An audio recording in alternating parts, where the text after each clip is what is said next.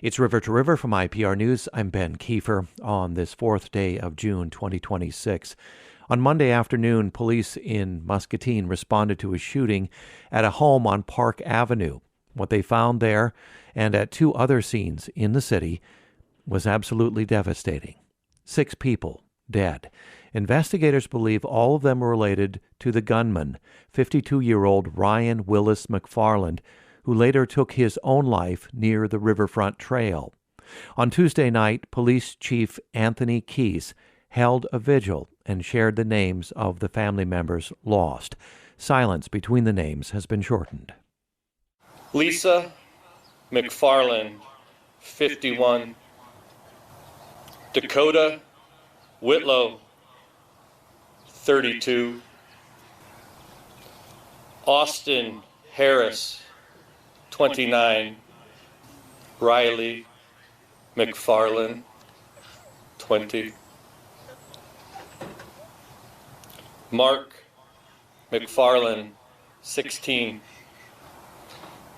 And Ryan McFarland Jr., 13. Our thoughts, our hearts are with those affected in the Muscatine area. Today we're trying to understand what happened, what it means for this community, and where they go from here. Earlier today I spoke with Tom Loewy, a columnist and investigative reporter for the Quad City Times. Tom drove to Muscatine Monday night and has been on the ground reporting ever since. I spoke with him earlier today. Tom Loewy, welcome to the program. Thank you. It's a tough way to join, but thank you. It sure is. A note before we begin, Tom, this discussion includes a discussion of gun violence, domestic violence.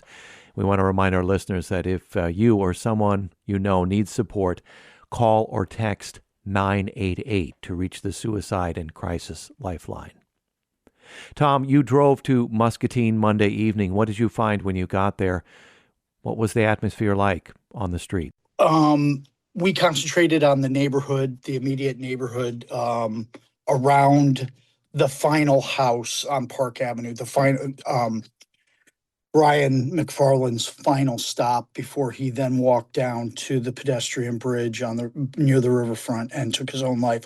So we were concentrated there, and we spoke with a number of neighbors, and just, I think trauma and shock and a kind of disbelief. People knew the McFarlands as a certain kind of neighbor. They were out in the neighborhood, typically in the evenings, walking their dogs. They had 3 pugs, and their youngest son often walked with them, according to neighbors. And according to another neighbor, Ryan McFarland was a guy who waved every time he saw him, a guy who complimented his child on the progress he was making, learning to ride a bike, just a friendly neighbor. So the shock was really, palpable. I don't think that's surprising. And just a kind of disbelief. Tom, it seems that understanding the geography of what happened is important here to grasping the scale of it. What can you tell us about that? Okay, so the geography and the sequence of events is going to be a matter for police investigators to kind of release, to determine and release when they feel like that's appropriate. The best we can determine is that at some point, Austin Harris was shot at his workplace. Dakota Whitlow was shot in a home. And then the McFarland children, Ryan, Mark, and Riley, and Lisa McFarland, their mother, were shot in the Park Avenue home. And then you kind of walk up a little hill and down a side street, and you can walk down towards the riverfront and towards the park. There's a large riverfront park. It's called Riverfront Park. And there's a pedestrian bridge there. And that is where Ryan Willis McFarland was engaged by police officers at that spot. And that is accessed only on foot. There's kind of a pedestrian bridge that takes you over to like another parking lot in the park. And so they engaged him there, and he took his own life at that time. I hope that helps. We'll find out in the coming days as we hear more reports about the more Yeah, I'm sorry. details about the investigation are released, and of course, we wonder what could possibly be the motive for such a horrific act. Has anything been said about that? Yes, we do have a little bit of information. It was some kind of domestic dispute, and we got a little window into the aftermath of the final shootings. So on Park Avenue, Ryan Willis McFarland is in his home. Investigators believe he kills Lisa, Ryan, Mark, and Riley McFarland. He then walks out of that house, and we have a witness, a neighbor just up the block, who hears shouting in the street. Someone shouting. She believes that Ryan Willis McFarland was on his cell phone, shouting and walking up. You walk past her house to go up the street and to eventually go to the walking trail that links up to the Riverfront Park. So he's shouting about money. He's shouting that the money doesn't matter now. The money doesn't matter when you're dead. And it was really kind of weird to her. The neighbor said that she had heard people yelling in the street before. That wasn't that uncommon, but it kind of stuck out in her head. She was in her home. This is right around noon, eating lunch. And so by 12 minutes after noon, a ton of law enforcement had convened around the house on Park Avenue. And so that kind of is what we know about what he was saying after committing these crimes. The shooter, McFarland, had a criminal history, child endangerment charge from 2012, fraud-related charges, no prior domestic abuse convictions, I understand. Tom, does that change the story at all from a reporting standpoint? I don't think so. I think if there were verified domestic abuse allegations and if there were charges that I think kind of maybe helps us understand a bad relationship or a relationship that was rocky or challenged.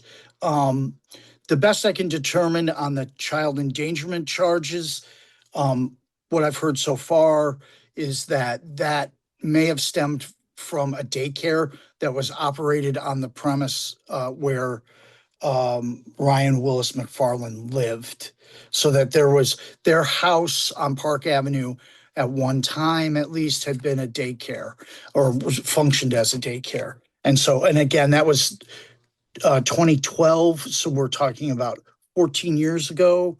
I think it may speak a lot about or may not speak a lot about Ryan Willis McFarland. I don't know how it would speak to this incident on Monday. Mm-hmm. There was a vigil, a couple thousand in Muscatine gathered for this vigil. 10% of the city population, I understand. What was that like to witness? It was, you're kind of taken aback. I'm parachuting into Muscatine, right? Like I live in the Quad Cities and outside the Quad Cities, and that's where I do the bulk of my reporting. So to see that kind of turnout was just amazing.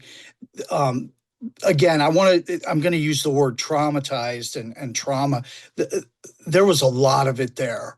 There were a lot of people clinging to one another. There were a lot of people crying. There were a lot of people talking and huddled together, before and after the vigil. And I think a lot of people trying to find support in community. It was the major theme of the vigil. And, along with remembering the victims, the police chief Tony Keys spoke about it. Clint Christopher, the Muscatine Community School Superintendent, spoke at length about the need to have community to support both the McFarland, Harris, and Whitlow families, but also to support one another. And the school has really rolled out a lot of counseling opportunities. There was a fleet of counselors there for the vigil. I think that I was struck by the kind of relationship between law enforcement and the families of the victims. It's obvious that there's quite a close bond there, and that's probably not surprising in a town of Muscatine that's about 25,000 people. So if you don't know everyone, there's a good chance you might know someone who knows someone, right? And so I think the town is close just because of its size, and I think they're attempting to draw closer in the wake of this violence. I spent Tuesday the entire day there, and again, I spoke with people coming out of polling places. I spoke with people coming out of shopping places, and it was what everyone was talking about. And they were very shocked and very kind of numbed. They described feeling numb. A number of people described for me how it didn't seem real, that it didn't seem possible, that, I think the scale of 6 people dead and a suicide, I think that scale is hard to grapple with. Mm-hmm. Tom Loewy, thank you very much, columnist and investigative reporter with the Quad City Times, recounting his reporting on the ground in Muscatine, talking with the residents there. Our hearts go out to them. Tom Loewy, thank you very much. Thank you. Coming up after a short break, a conversation with Lindsay Pingel of the Iowa Coalition Against Domestic Violence. It's River to River from IPR News.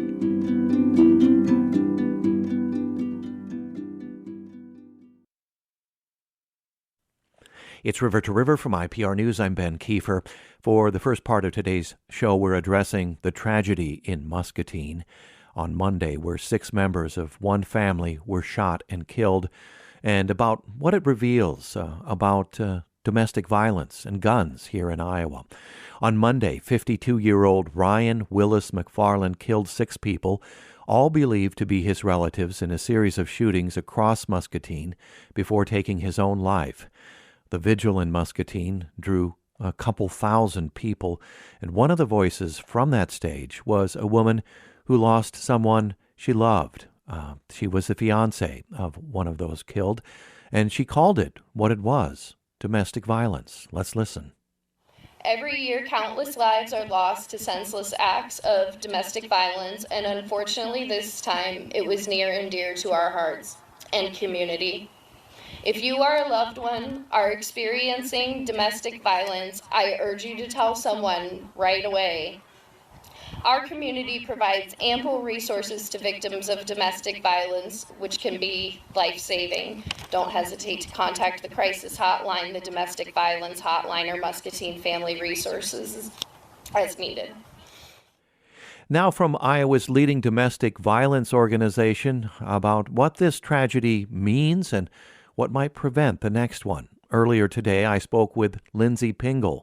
Lindsay is Chief Communications Officer for the Iowa Coalition Against Domestic Violence. The coalition supports a statewide network of 25 organizations, and last year served more than 52,000 Iowans. And a reminder here that our conversation for the first part of the program includes discussion of gun violence, domestic violence. If you or someone you know needs support, call or text to reach the Suicide and Crisis Lifeline. That's calling or texting 988. Lindsay Pingel, welcome to our program. Thank you, Ben. Thank you for having me. At the vigil, one of the victim's partners called this domestic violence out loud by name, using those words. Naming it matters. Tell us why.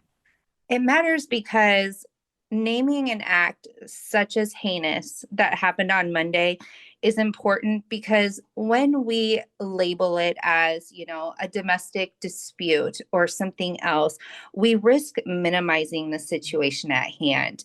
What happened to the 6 family members earlier this week who lost their lives to such a devastating crime was a decision by one person that will impact loved ones, a sole son and brother left, and the entire Muscatine community for years to come. Yeah. And our hearts and thoughts are with those in the Muscatine community, especially those family members, friends of the loved ones who were killed. What we know now, Ryan McFarland had no domestic abuse convictions on his record. Under current Iowa law, that means there was, I guess, no legal mechanism to restrict his access to firearms. Your thoughts about what this tells us about the limits of our state law? Yeah, well, I think it's first, really important to highlight that anytime a firearm is involved or added to a domestic violence situation, it makes it 5 times more likely that the person who harms will take the lives of their partner or a family member or someone that they're targeting. Nationally, 70% of bystanders killed in these incidents lost their lives to a firearm. We know that suicide deaths account for most gun deaths overall, and guns do kill more men overall when we look at data. However, women carry the heaviest burden at the intersection of guns and domestic violence. 55% of women murdered by an intimate partner are killed with a gun. And we need to remember that 1 in 2 women will experience domestic violence within their lifetime. And I think the other thing to really lift up here is for every single domestic violence homicide that is tracked and unfortunately happens, there are many more cases where a firearm is used as a tool to harm without ever being fired. For example, if you think of someone who might have a firearm and keeps it on them 24/7, threatening violence at any minute against a victim, or they use it to terrorize others at a home. They point it at individuals in a home, including their own children at times. They might threaten to hurt a pet with it. We need to remember that a firearm does not have to go off for it to be used as a weapon of power and control. And domestic violence is rooted right in power and control. Lindsay, walk us through how civil protection orders work in Iowa right now. Yeah, absolutely. So Iowa law mirrors federal law, and it does require a firearm prohibition. And there are actually 2 pathways to have that happen. When we look at a civil protection order, a civil domestic violence protective order, what happens is, someone receives that order, and that requires a full court hearing. So someone has to go present the evidence to a judge and have that individual, the judge, take that into consideration. The judge is required to order the person who has the firearm, who is harmed, not to possess them anymore. That person, so the perpetrator, the person who's harmed, must file an affidavit with the county clerk confirming they have complied. And an important distinction to highlight with a civil protective order is before the hearing, it can only serve as a warning that a prohibition may come if the order is made permanent. The firearm ban will not be imposed until after a hearing has occurred. So that is kind of the walking through what a civil protective order obtaining one is. The second pathway is a criminal no contact order, and that is issued as a condition of release after an arrest. So law enforcement has probably come up on a situation, identified that, violence has happened here. And so the perpetrator has been arrested.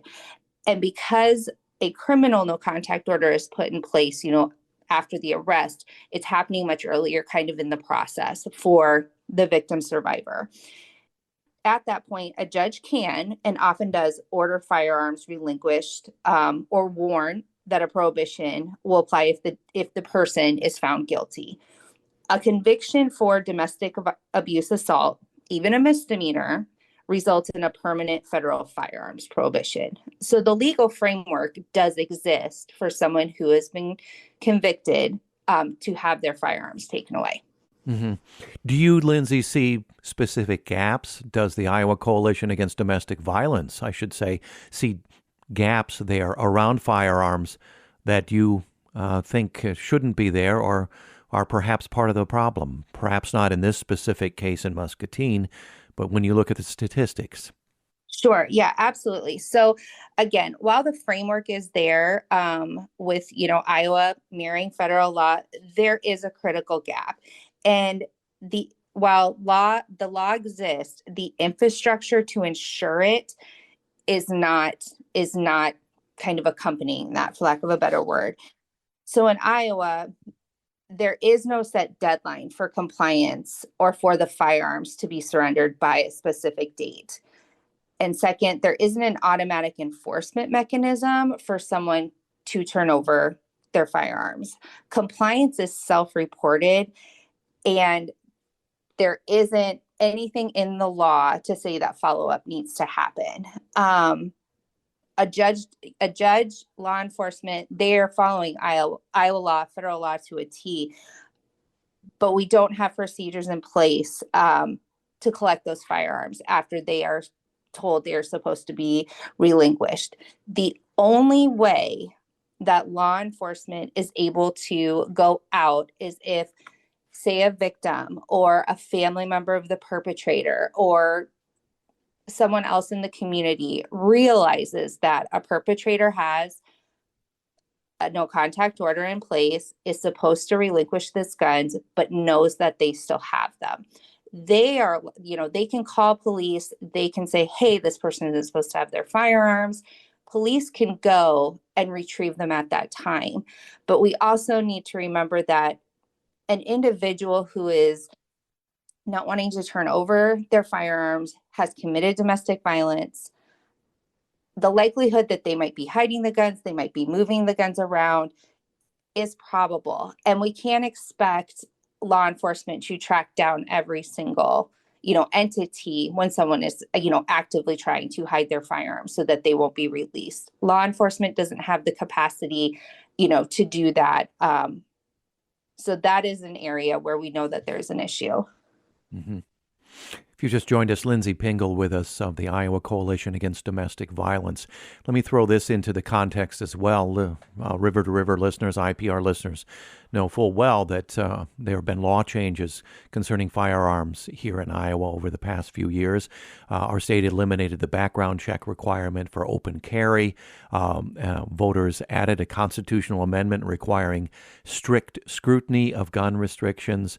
The carry age was lowered to 18. Now, I guess I just mentioned those to make sure we have that context here. And when we're looking for practical solutions or ways to provide remedies and prevent such tragedies, I think you'll recognize we have to have not only gun control advocates on board, but gun rights advocates and the police authorities on board here. What do you see as a way forward that would be productive, that could actually be something that lawmakers could address and change? Absolutely. So again, as I said, the framework for the law is in place, and we do see that there are improvements that could be made to that. For example, other states have adopted more clear procedures. They have defined timelines for surrender. They have a required transfer to a licensed dealer or law enforcement, and court verified proof of compliance. These kinds of procedural changes are areas we are definitely open to having conversations with policymakers and individuals who might be pushing back that, our stance is taking away guns from individuals. These are all procedural, just procedural changes that we could look look at to make victims safer. But I also think it's important to highlight that even when we look at potential improvements to current law, that's not going to close the gap alone in terms of what safety should look like for someone.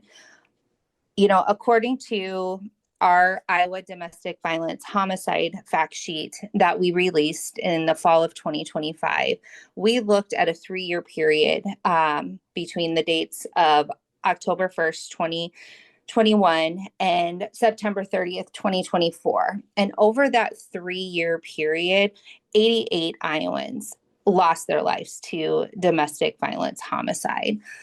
And when we look at the risk factors for those, we know that increased access to firearms, escalates the lethality of domestic violence.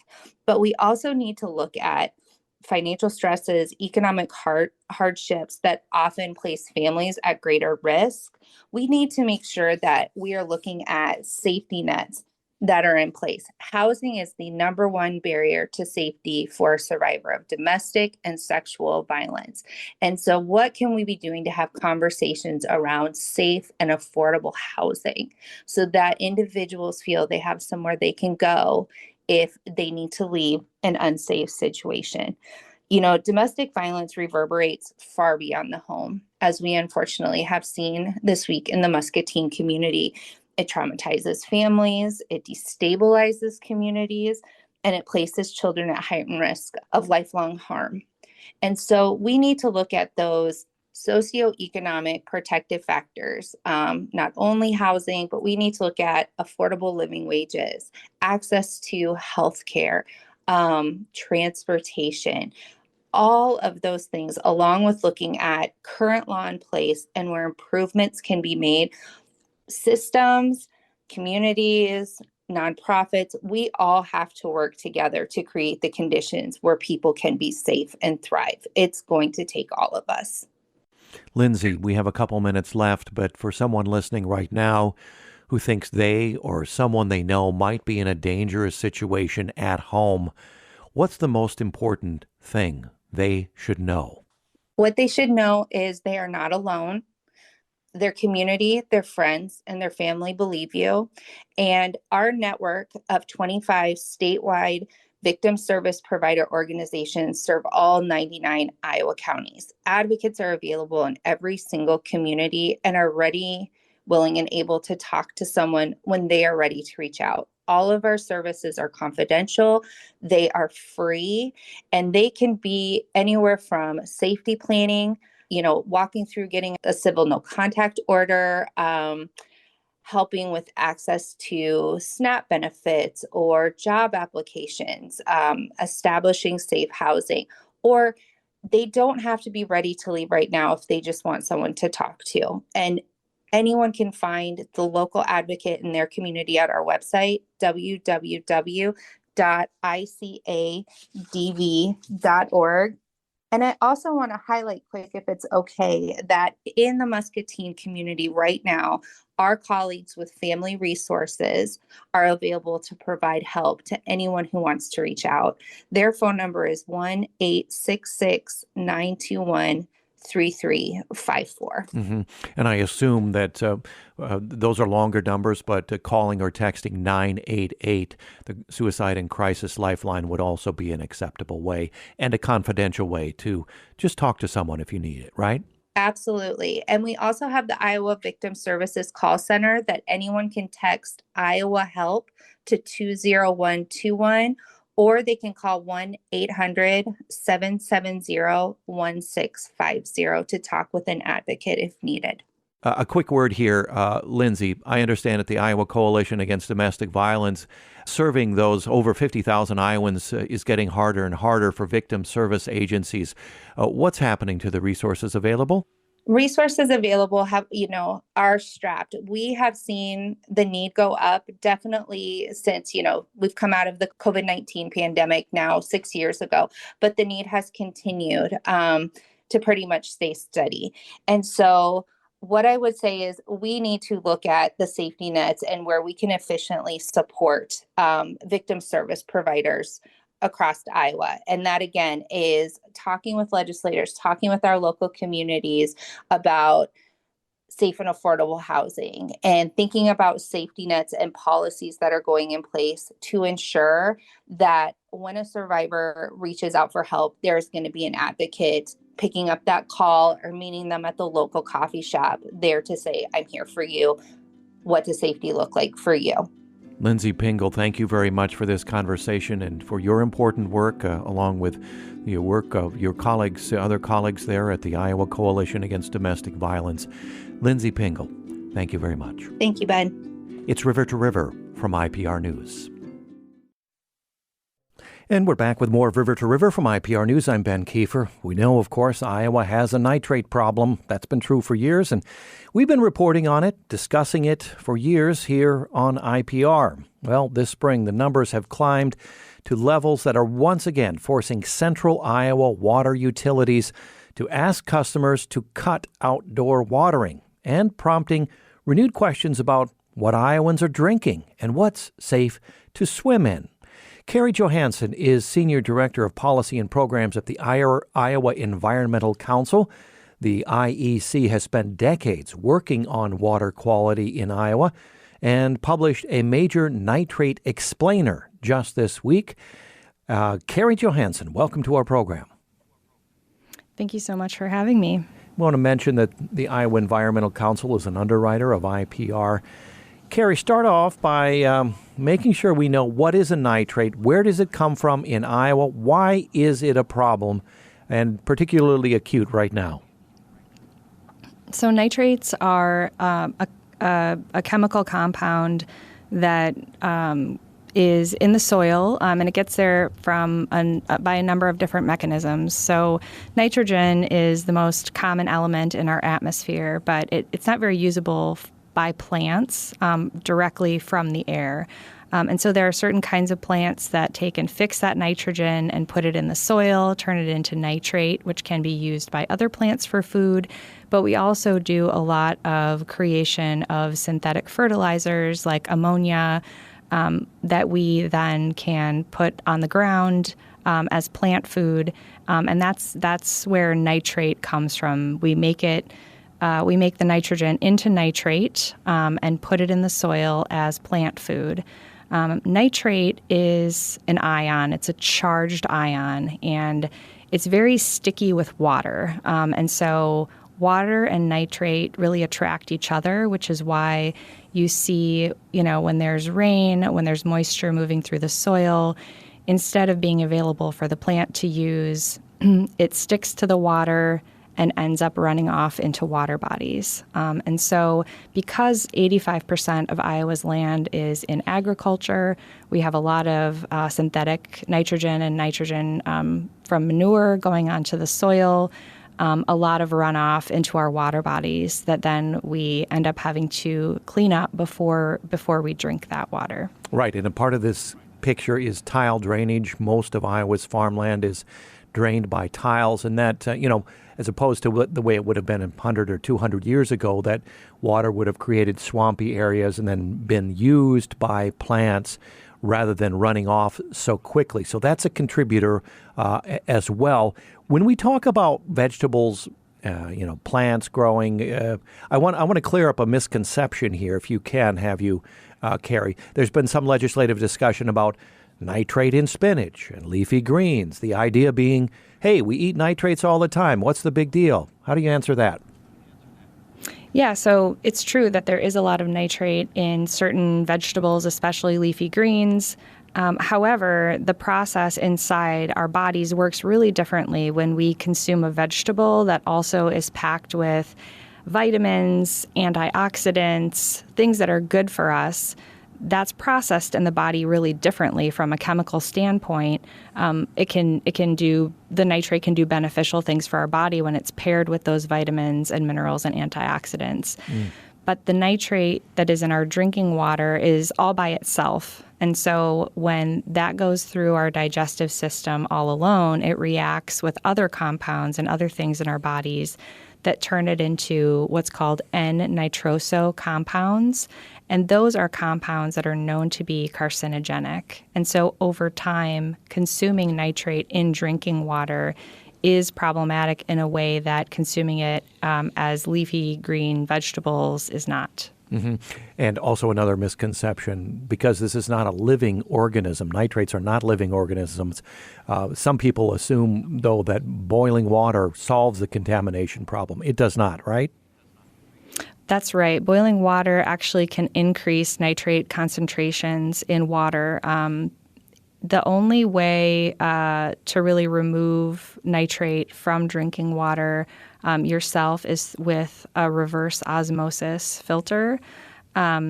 Even something like a Brita pitcher or kind of a typical filtration device is not going to pull nitrate out of the water. The reverse osmosis is needed to do that. And boiling is not a good idea for nitrate removal. Mm-hmm. But that reverse osmosis is going on at, say, the Central Iowa Waterworks. Last June, we had the first ever outdoor watering ban from the waterworks there. This year, as I just said, it's back. I guess we have to ask ourselves, at what point does this stop being a crisis and start being a new normal, right? We have levels in the Raccoon and Des Moines rivers that feed the Central Iowa Waterworks. They are, I think, double the federal limit for source water in nitrates. Help us understand what that means for a treatment system. Yeah, I mean, just to give a little context as well, there's a lot of conversation about water flows and drought and the way that, the overall system of precipitation can affect the levels of nitrate. But after last year's first ever watering ban in Central Iowa, that nitrate removal system in Central Iowa at Central Iowa Waterworks has been operating 140 of the past 151 days as of June 1st. So almost all of 2026 so far, we've been having levels above the federal drinking water standard and having to clean up the water before it comes to our taps. And so I think that, what you're saying is really correct about not just a new normal as we stand now, but if we fail to take action upstream, this problem is only going to get worse over time. And so it is really essential that we start moving forward actions upstream to reverse this trend and not make this the new normal, and certainly not make it worse so that we're increasingly reaching a level that's unaffordable for water ratepayers to pay to clean this up out of the water. So we need a strategy that's going to be more efficient and more effective and safer for everybody. Tell us about the dollars involved with the cost here. Millions of dollars for treatment, right? Yes, the Central Iowa Waterworks. There's both the cost of installation of the system up front. And then also there is a daily cost to running that system. And, it's into the tens of thousands of dollars. And all of that, it comes onto folks' water bills. And of course, that's an issue in Central Iowa. But, there are a lot of really small town water utilities that are dealing with this same issue with much smaller customer bases. Where, if you have a town of 1,000 people, spending $5 million on a water treatment system is just not affordable. No. When you start to pencil that out. And we know people in rural Iowa are already struggling with very high water bills, and that we simply cannot afford to do this at the water utility level alone. It wasn't too long ago I interviewed someone on this program. I can't remember the town they moved to in Iowa from out of state, and then lo and behold, after purchasing a house, they found out everybody in town was drinking bottled water because of this problem. So that could be a picture of the future for a lot of small communities, couldn't it, Kerri? We've heard that story over and over again. Northwest Iowa, there are, different places where people just don't drink the water anymore. You see it in places all across the state already. And I think it's not been, it's something people in the local area are aware of. But I grew up in a small town in Northeast Iowa, and people kind of are used to making do with what they have and getting by. Mm-hmm. And so you don't hear a lot of noise and complaining about it, but that doesn't mean it's something that they don't deserve to have addressed and fixed. Yeah, exactly. If someone is listening, Kerri, and they get their water from a public utility, what's your answer to about, how do you find out whether it's safe?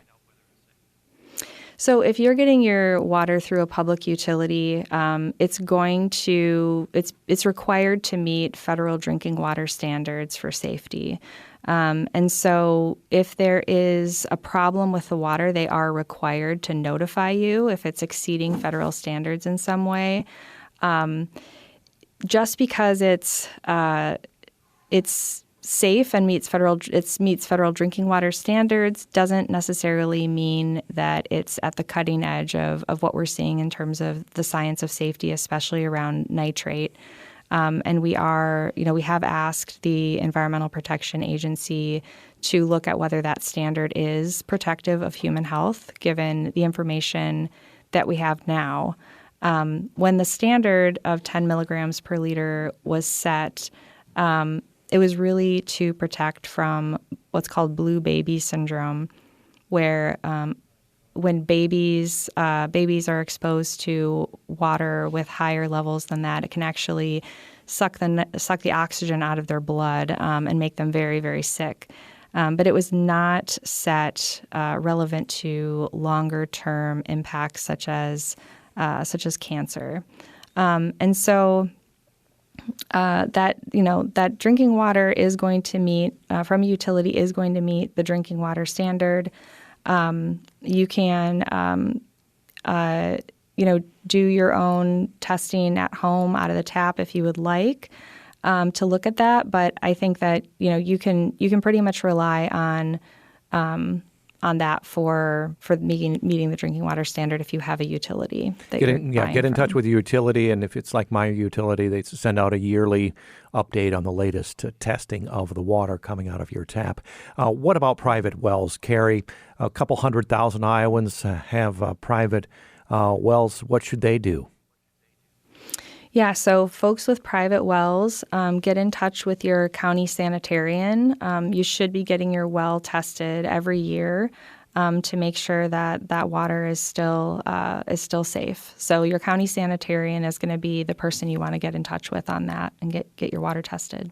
We also use water for recreation. People want to swim, especially from between Memorial Day and Labor Day. How does nitrate connect to beach closures, toxic algae, and so forth? Yeah, this is beach season. It's something that we talk a lot about this time of year, and we see, beach closures on a weekly basis across the state. And mainly that's going to be, like you said, for things like E. coli and for microcystin. And E. coli is kind of an indicator bacteria that there's other harmful bacteria that you don't want to swallow. You don't want to accidentally ingest those bacteria that can make you really sick. And microcystin can be really toxic to animals and to humans. So the way that that's connected is that nitrate is actually a food for bacteria and algae. So we're all, somewhat familiar, many people are familiar with the dead zone in the Gulf of Mexico. It's been a big topic of conversation. The nitrate, when it flows down to the Gulf of Mexico, feeds the algae that grows in that area. And then when it dies, it takes the oxygen out of the water. That's happening on a smaller scale here in our lakes, our recreational waterways as well here in Iowa. So that nitrate, like I said, it's a food for the bacteria, for the algae. So these processes are really feeding into each other, and that's those beach closures are also connected to the nitrate problem. Kerri, we have just a couple of minutes. I'm going to ask you to hurry through these answers, if I may. The legislature cut funding from the U of I water quality monitoring system. Briefly, what does that mean in practical terms? We were really excited to see the announcement earlier this week that there is a $6 million private investment going into IAHR, and we're looking forward to seeing the research that comes out of that investment. Okay, and the governor just signed a water quality bill. I think $300 million. Sounds like a big number. Is it a big number in this context? The $300 million is primarily being shifted from other spending that was already happening. And so there's $18 million in actual new funding in that bill. And most of what is being proposed is being spent to clean up pollution that's already happened, not to clean up water at the source. Mm-hmm. Water quality is at the center of the governor's race. Both candidates are talking about it. That must give you a reason for optimism at the Iowa Environmental Council. It's on the radar. It's definitely on the radar. I feel optimistic that maybe this is a moment when there's enough people really wanting to come together to solve the problem. I think that's what we've been working for a long time. We know it's not easy, but everyone in Iowa is being impacted in some way at this point. And so I think it is a moment where people can really come together to make something happen finally. Mm-hmm. Yeah. So be more specific about a version of Iowa's future where this problem gets better. What would it take to get there?